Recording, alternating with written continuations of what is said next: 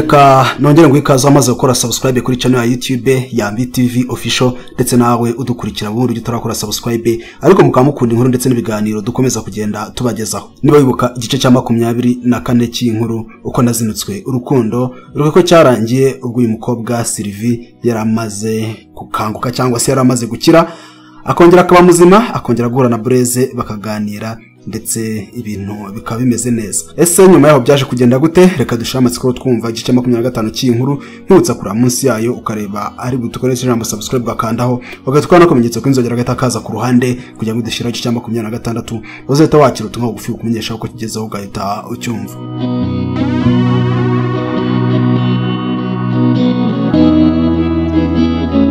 Ndahari ntaho najya sinabatenguha ngo mbatindire nta mpamvu idasanzwe ndacyababwira ibyanjye byanteye kuzinuka urukundo burundu wenda mwakifatanya nanjye mukampumuriza. Ubushize nababwiye uko Sylvie twavuganye yagarutse ibuntu maze nabwira ababyeyi ko sheri yakangutse bakambaza uko iyo ndwara yo gusinzira imera. Burya abantu mu giturage hari ukuntu baba bimereye nta miteto bagira badakangwa n'utuntu duto duto ku buryo ikibazo kivutse yikomeza kababara ariko bitarenze. Rero ibyo kuvuga ngo umuntu yumvise inkuru imukura umutima agwa muri koma no bwa mbere bari babyumvise gusa narabasobanuriye barabyumva banansezeraho amahoro bansaba kumwihanganisha no kubabarira ko umuhungu wabo ari we mukuru wanjye arimo kutugendaho akatubuza amahwemo, ariko bambwira ko nta kabuza dukwiye kubana kuko badushyigikiye nk'ababyeyi bacu. Mama mbyara yampfunyikiye imineke ndataha nsiga mbabwiye kuguma kwitegura ko ibindi tuzajya tubinogereza kuri telefone. Naje numva imodoka nayibwira ikihuta cyane kubera ko nifuzaga kubona umukunzi wanjye ari muzima. Ndi mu nzira nenda kugera i Kigali nagiye kumva numva telefone irahamagaye, ni padiri wari umpamagaye. Nahise mufata ambaza amakuru yanjye ni meza, ambaza uko umukunzi amerewe ntarakomeye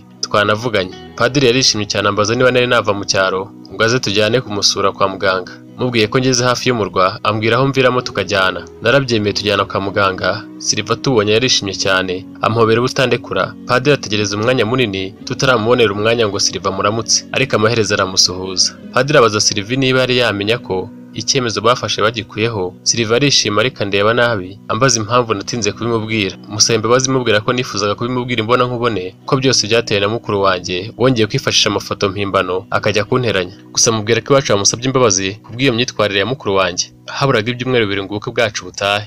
Uwo munsi ni nabwo bahise basezerera Sylvie turataha. Yari yaruhutse bihagije ku buryo nta kibazo yari afite mu mubiri. Nanjye nari nguwe neza nishimiye ko umukunzi wanjye ari injege mbese ari mutaraga. Imodoka ya padiri niyo twatashyemo yagendaga dutera urwenya. Nanjye mubaza nikinira ko niba ari padiri yasizwe amavuta abishatse atahita dusezeranyiriza mu modoka tugataha twibanira. Arisekera tubwira ko nubwo abyemerewe icyatuma dusezeranya bidasanzwe ari uko wenda twaba turwaye byo kutajya mu kiliziya kandi nanone ko biba ari ingenzi gushagarwa n'imiryango n'abakristo dusengana tugaherekezwa neza.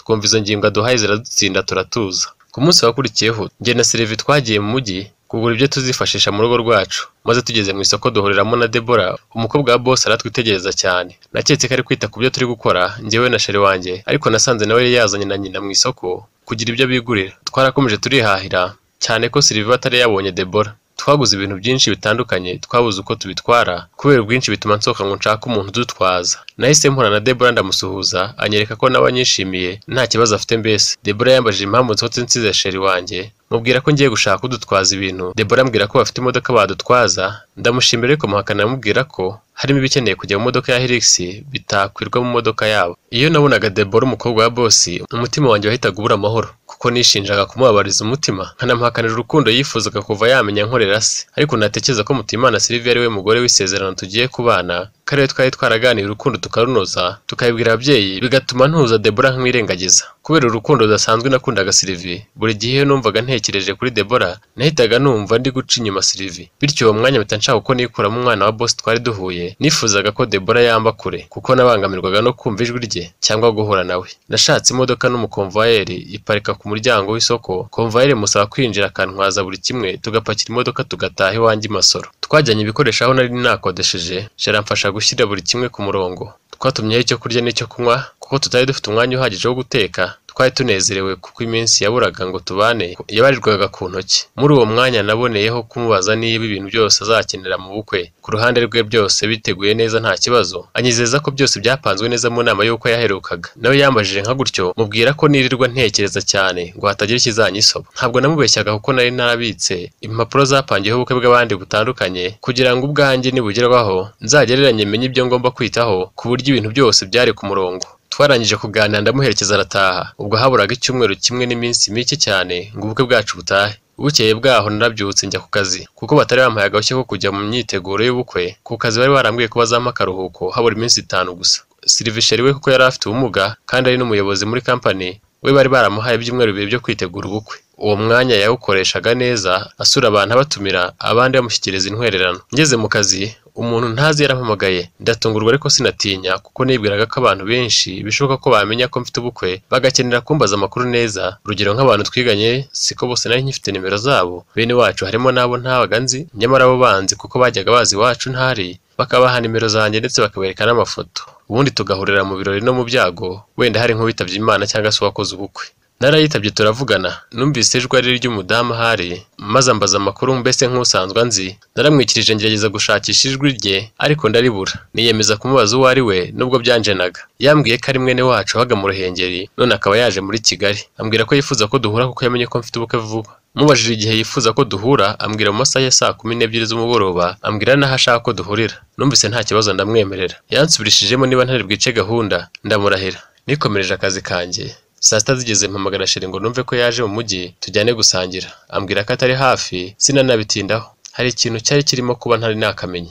Navuye kurya nkomeza akazi bisanzwe. Uha mwene wacu arongera arampamagara maze yongera kumbaza niba gahunda nyizi kandi nyizirikana. Ndabimwemerera ariko nsigara nibaza impamvu ambaza, buri kanya nkibaza ikintu ashaka kumbwira kindi, ariko simbitindeho. Saa 9 zuzuye ubwo boss nawe mushyiriye inyandiko ngazikorera ubugororangingo narangiza zisinye, musanze mu biro bye ambwira ko akazi kakirangira hari aho ashaka ko tujyana ku mpamvu z'akazi. Ambaza niba mbyemeye. Ntibyari bikunze kubaho ko boss ankoresha na nyuma y'akazi. Nahise nikiriza bwangu nti yego boss. Narasohotse ngize mu biro byanjye ndicara. Nkifata telefone nibuka ko hari ya gahunda nari mfite nahawe kuva mu gitondo na mwene wacu, kandi nibuka ko yandahije niba ntari bubure nkamwemerera ndetse nkirenga nkarahira kutahabura. None nkaba nemereye na boss ko turajyana aho ntari nakamenye ngo ni hehe. Byaranshanze numva nahakanira boss ko ntari buboneke, ariko nkumva aramutse abonye nivuguruje yamfata nk'umuntu utazi gufata icyemezo, mbese nk'umuntu udahamye. Noneho nibuka ko njya gutangira akazi muri iyo company nasinye amasezerano y'akazi nemeza ko nzakora akazi nshinzwe neza nubahiriza amasaha y'akazi.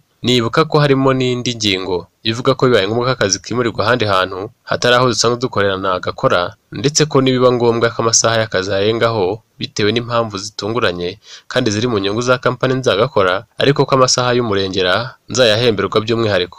Nasanze iyo ndahiro narahiye nkanayisinya ntayivugururisha gahunda mpawe na mwene wacu ntaranamenya neza uwo ari we. Gusa nanone nakwibuka uburyo nabimwemereye nkomeje nkumva sinabona aho nahera muhakanira ko ntari buhaboneke. Iryo hurizo ryaranshanze, umutwe wanjye urashyuha, nibaza icyo ndi bukore biranyobera simbabeshye. Ubwo kandi niko amasaha yasatiraga izo gahunda zombi, mpera mu rungabangabo. Saa 11 zuzuye mwene wacu yarampamagaye aho aragira ngo amwiture sinkererwe gahunda. Bonye nimero ari ye nanga kumufata, nibazaga ukuntu namwemerera ko ndi buhaboneke kandi nzi neza ko ntahari, kandi nkumva ntafite imbaraga zo kumubwira mbese ngo mubwize ukuri ko ntaraboneka, kuko yari kumbaza ukuntu nampinduye gahunda ako kanya. Nayoboye icyo ngiye gukora. Yarongera ampamagara ndamufata, mubwira ko ngize gahunda itunguranye, musaba ko gahunda yayimurira undi munsi. Aranga ati birihutirwa, kandi ambwira ko yamaze gukoresha komande y'ibyo turi bufate ndetse yanishyuye. Mubaza ikintu ashaka kumbwira cyihutirwa gutyo, ambwira ko ari umwana we ugiye kwiga hanze saa 6 z'ijoro ari bw'indege yamuhagurukana kandi ko akeneye ko mugira inama mbere y'uko agenda.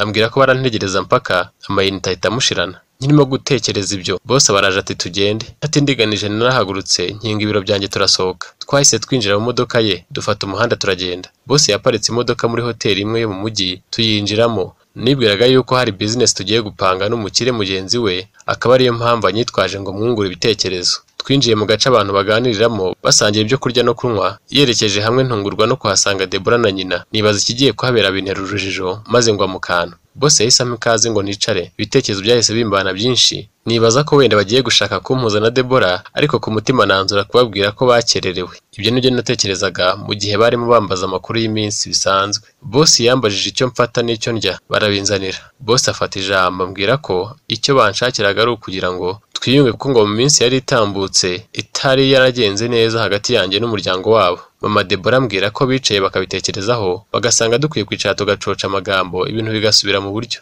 Bambwira ukuntu nababereye umukozi mwiza mu myaka hafi 3 ishize twari tumaranye mbakorera.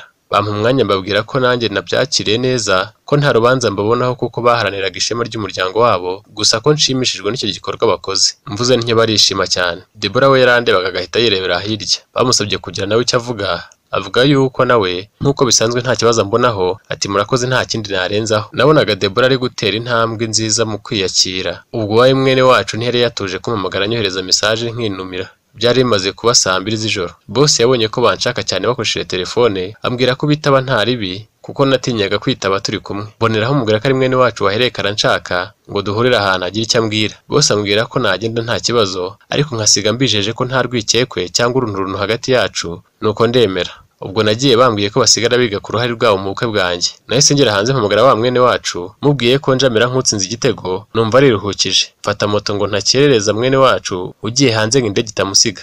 Mpageze banyoboye bakoresheje telefone, nkibaza impamvu bataza kundeba. Nagiye kumva numva banzengurutse baririmbye banyifuriza isabukuru nziza, bancuburaho n'amazi menshi. Reka ngwere cya 25 cy'inkuru uko nazinutswe urukundo arakirangiriye.